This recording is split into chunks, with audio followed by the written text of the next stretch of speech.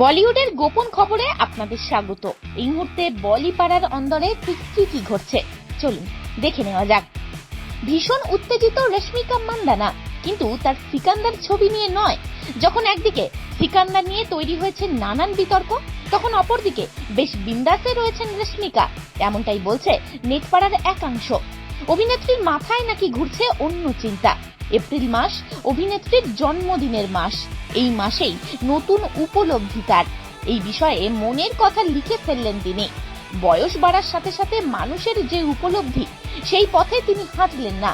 অভিনেত্রীর বক্তব্য, বয়স বাড়ার সাথে সাথে মানুষের জন্মদিন উদযাপন নিয়ে উপলব্ধি বদলে যায়, মানুষও বদলে যায়, কিন্তু তার মধ্যে সেরকম কোনো প্রভাব পড়েনি। তিনি নিজেকে নিয়ে ভীষণ খুশি।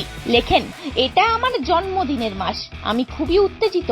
আমি শুনেছি যে বয়স যত বাড়ে জন্মদিনের উদযাপনের আগ্রহ হারিয়ে ফেলে মানুষ, কিন্তু আমার ক্ষেত্রে সেটা হয়নি।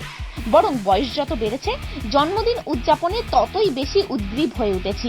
আমি সুস্থ, সুখী, নিরাপদে একটা গোটা বছর কাটিয়ে দিলাম।